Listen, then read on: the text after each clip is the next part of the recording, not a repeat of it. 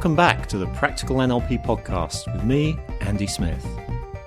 In the next couple of podcasts, we explore the set of magic questions called the Meta Model, which help you to uncover missing information, challenge generalizations, and straighten out distortions. It's going to be ultra useful to you in all kinds of contexts: therapy, coaching, business, and not least in your own personal development and aspects of everyday life, like parenting and spotting the tricks that politicians and salespeople play.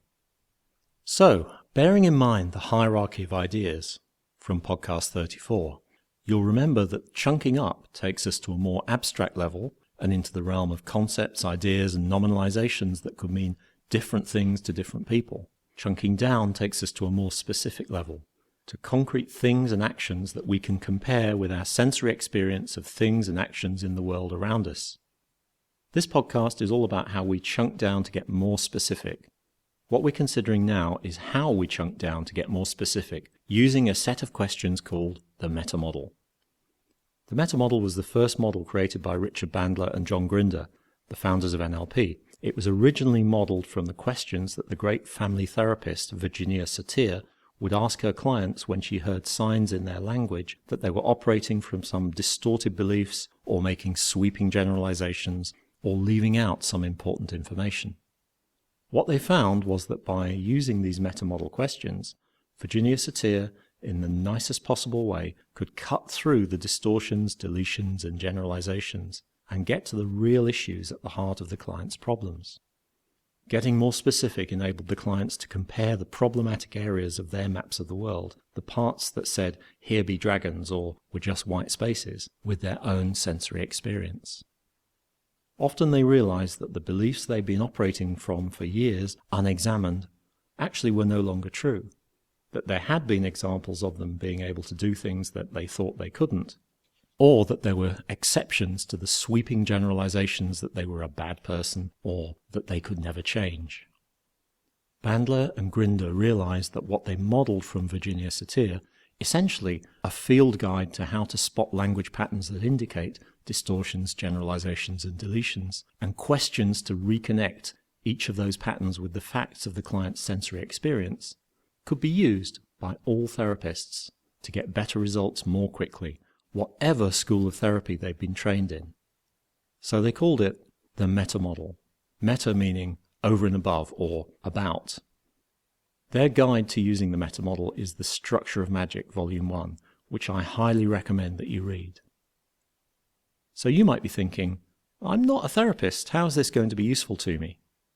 Knowing the Meta Model patterns and being able to ask precision questions in the right places can help to alert you to missing or unclear information, get clarification on requirements, instructions, and what people expect of you, iron out misunderstandings, get more and better quality information, really sharpen your coaching skills, and not least be able to challenge limitations when they show up in your internal dialogue to expand and enrich your own map of the world so that you have more choices. We can group the elements of the meta model into distortions, generalizations, and deletions. In coaching situations, you're usually going to get the most leverage by going for the distortions first, because they hold the biggest chunk size of information. In business situations where you're not always trying to change someone's underlying beliefs, but just communicate in the way that will get you your outcome, which questions you ask first will depend on the context. Let's run through the distortions first. Number 1, mind reading. If you're doing a presentation to a prospective client and the client says, "I know you're just trying to manipulate us into buying something we don't need," how do you change their mind? Well, in that situation, many people might just deny it, but that probably won't work. The more you deny it, the more they may think you're trying to manipulate them. So what do? Let's be clear about what's happening here. The client is speaking as if she definitely knows your intentions, or your thoughts, or your emotional state. In NLP, we call this mind reading. What this gives you is an opportunity to find out more about how the client is thinking. So instead of protesting your innocence, you could ask, "If you don't mind me asking, what gave you that idea?" What we really want to know is, how do you know? How do you know I'm trying to manipulate you into buying something you don't need? But we're softening it a little to maintain rapport. In answering that question, the client will give you more information about their belief systems and how their map of the world operates. Number 2, value judgments, or lost performatives in the NLP jargon. Another distortion that we introduce is putting things into categories: good or bad, useful or useless, great or terrible, effective or ineffective, helpful or harmful. Why is that a distortion? Well, those categories are not there in the physical world. They're subjective evaluations that our mind makes based on our own values and prejudices. Which means, of course, that some people will make different evaluations than we do. Is the music of Barry Manilow great or awful? It's going to depend on who you ask. But people often pronounce these judgments as if they're the absolute objective truth, forgetting that judgments are always a matter of opinion. If we knew what standards they were using to judge, we might agree with them, or we might not. At least we would understand how they arrived at that judgment and might be able to present new evidence to change their minds.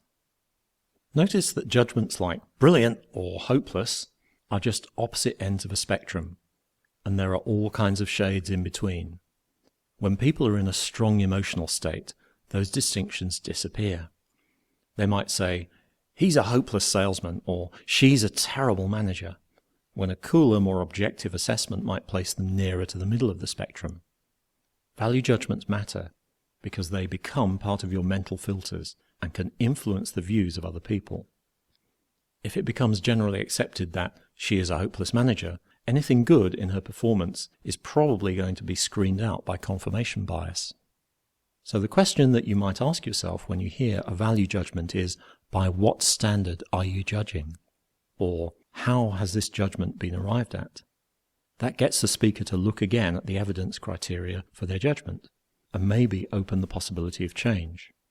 Notice that how has this judgment been arrived at is less personal than how have you arrived at this judgment. So that's the form I go for in most cases. The standard response question you'll see in most NLP books to a value judgment is, who says? Or, according to who? Remember that Bandler and Grinder originally modeled these patterns from a therapy context. Therapy clients sometimes inherited value judgments from their parents that they'd never really examined, just parroting them as if they were universal truths.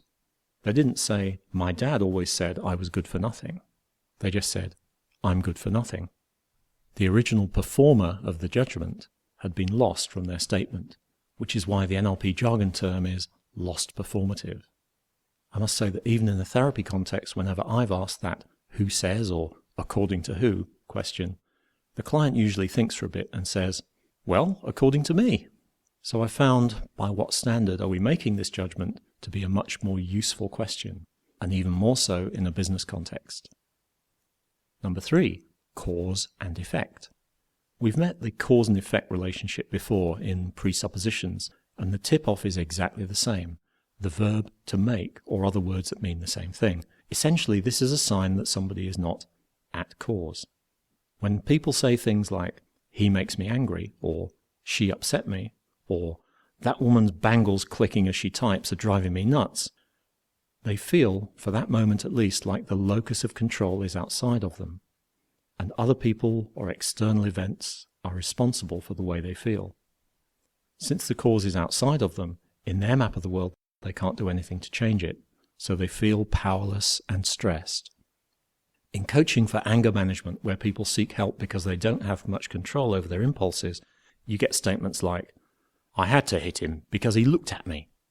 So the emotional reaction and the behavioral response are so automatic that the person feels like the external event caused their action.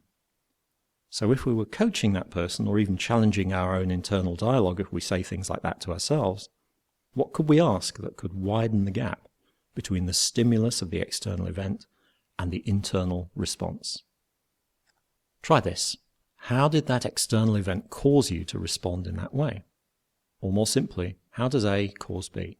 How does that event cause this response? Answering that question will get people to examine their own processing and maybe realize that they do have some choices. This cause and effect pattern doesn't just crop up in a personal development or therapy context. It shows up in a work or business context where alternative responses have been ruled out or never been considered. Market conditions have forced us to cut back production, or we won't be trying anything new until sales improve. In effect, they've narrowed down their focus to one little bit of their map of the world, possibly excluding other viable choices that are available in other parts of their map. Again, answering the question, how has this caused that, can get the person to re-examine how they got to the conclusion that this is the only choice, and maybe get them to consider some other options that they've missed. Notice how the cause and effect relationship is sometimes presupposed rather than explicit. We won't do B until A happens. As long as A is going on, then B. While A is true, we will do B. Sometimes that implicit cause and effect is worth questioning to open up more choices. Number 4, complex equivalence. Remember our mind read example where a prospective client says, I know you're just trying to manipulate us into buying something we don't need. And we ask, what gave you that idea? Or how do you know? In answer to that question, they might say, as soon as you started using that NLP jargon, I knew I couldn't trust you. Now, first of all, you'd never find yourself in that situation, because why would you use NLP jargon with anyone who isn't trained in NLP? But more importantly, they're giving you an insight into their thought processes. In their minds, there's an equivalence that says, NLP is manipulative, or using NLP jargon means this person is trying to bamboozle me. Complex equivalences usually come out in the form A equals B, or A means B, where A and B are two different things. The giveaway is the word is, or the word means. Although sometimes in the real world, as in the example of, as soon as you started using that NLP jargon, I knew I couldn't trust you, they don't make it easy for you by resolving what they're saying into exactly that format. By the way, if you question a mind read, like, I know you don't like me, the answer will usually come as some form of complex equivalence. One question usually won't clear everything up. You listen to their response, check for any meta model patterns, and use the appropriate question with appropriate softeners in response. The question that should be occurring to you here is, how is A equivalent to B? Or how does A mean B? So in this case, how does using NLP jargon mean you can't trust me? Of course, you probably wouldn't ask it straight out like that. You'd add softeners like, if you don't mind me asking, or help me out here, I need you to explain. Or just not ask the question out loud at all, but just file it away as useful information about the person. What this pattern gives you when you hear it is an idea of how this person categorizes things, or the meanings they place on particular events. In other words, how some bit of their map of the world is put together. If someone says time is money, they're telling you pretty much all you need to know about their attitude to time. People's complex equivalences are set up by experiences they've had at different points in their lives, by what they've been taught, and people they've met, books they've read, even films and TV shows that they've seen that have made a big impact on them. In the context of relationships, you can get problems when people have different complex equivalences. If one person in the relationship might be thinking, he never brings me flowers, he doesn't love me, to the other person, love might mean keeping them safe and working hard to put food on the table. Love is a nominalization, an abstraction, and there are many different ways of expressing it. Flowers, chocolates, romantic cards to one person, protecting and providing to another person. So people in a romantic relationship need to find out what the complex equivalences for being loved are for their significant other, and make sure that from time to time they do the things that make that person feel loved. The same principle applies for working relationships. I used to have a boss who was a big fan of the book, The 1 Minute Manager. When he wanted to show me I'd done something well, he used to pat me on the shoulder and say, "Well done." Unfortunately for me, getting that from him was a complex equivalence for being patronized. So if you want to show your colleagues or team members that you value them in a way that's meaningful to them, you need to find out what their complex equivalences for being valued are, rather than just using your own and hoping they will work. And how do you know if it's working? Pay attention to the other person's response. Number 5, presuppositions. You already know about presuppositions, so if you hear an example like, don't cause any more difficulties, the question, hang on, who says I've caused any difficulties? What difficulties am I supposed to have caused? Will automatically occur to you. If you get a seller asking you, do you want to pay by cash or card before you're ready to buy, of course you will raise a question like, who says I want to pay? A catch-all question for any type of presupposition is, how do you know, whatever the presupposition is? So these are the distortions. Mind reads such as, I know you don't like me, for which the question would be, how do you know that? Value judgments or lost performatives in the NLP jargon, such as, this is the best model on the market, for which the question would be, how has that judgment been arrived at? By what criteria are you making that judgment? Cause and effect statements like, he makes me angry, for which the question is of the form, how does he make you angry? Complex equivalences like, A is B or A means B, for which the question is, how is A the same as B? Or how does A mean B? Presuppositions where you can ask, how do you know, whatever the presupposition is? If you want a quick and dirty way of remembering the appropriate questions to use for the different kinds of distortions, notice that you can use how questions for all of them. So that was the first part of the meta model, distortions. Next time we'll get into generalizations, maybe even deletions. If you need more NLP in the meantime, check out my ebook on the Amazon Kindle store, Practical NLP, how to use the principles of NLP to improve your life and work, even if you're not NLP trained. And also, if you're an NLP buff already, or indeed a coach, you may be interested in my just out new ebook, How to Work with the Score Model. The score model is a great, useful model that's not taught on that many NLP practitioner courses. I get a lot of inquiries about the score model on my website, so I decided to write a book about it. It's the first in the series of practical coaching guides, which I'm going to write. Just put Score Model Smith into Amazon and it should come straight up.